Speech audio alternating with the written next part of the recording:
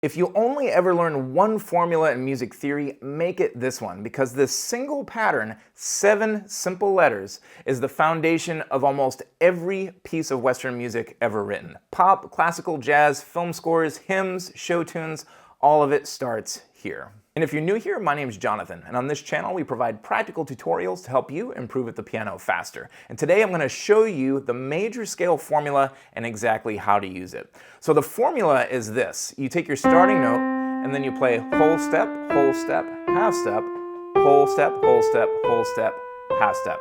So WWH, WWWH. 2 whole steps, half step, 3 whole steps, half step. That's it. 7 intervals that when stacked on any starting note produce a major scale. So let me unpack what all that means. A half step is the distance from one key to the very next key on the piano. Black or white, no skipping. So these are half steps going up and half steps going down. A whole step is just 2 half steps. So for example, a whole step up from C would be 1, 2, that's D. A whole step up from E, got to be careful here with the 2 white keys in a row. 1, 2 would be F sharp. And we can also go from black key to black key. G sharp, 1, 2, A sharp. That's all you need to know for whole steps. Now let's apply the formula starting on C. So we have C, then we go up a whole step to D, whole step E, half step F, whole step G, whole step A, whole step B, half step C. And there's your C major scale, all white keys. And so that's why C major is usually where everyone starts, because it's just white keys and we don't have to think about different sharps or flats.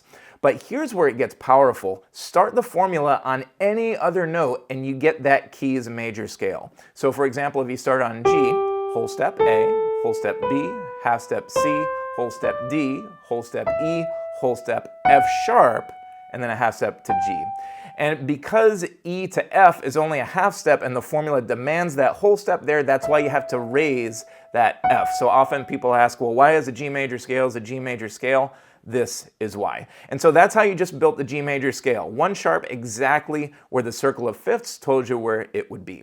Now, the magic of this formula is that you don't have to memorize which notes are sharp or flat in every key. If you just apply this pattern, the sharps and flats happen basically automatically because the formula demands them. Let's try it on F. Again, F, we go up a whole step, half step, so we have to go to B flat, and now we go up a whole step to C, whole step D, whole step E, half step to F.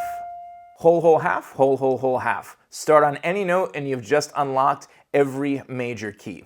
And once you know where major scales come from, everything else, the chords, the key signatures, modulation, falls into place. Then the next step is seeing how all 12 of these keys connect with each other in the most elegant system of music. That's the circle of fifths, and I explain it clearly in this video right here. I'll see you there.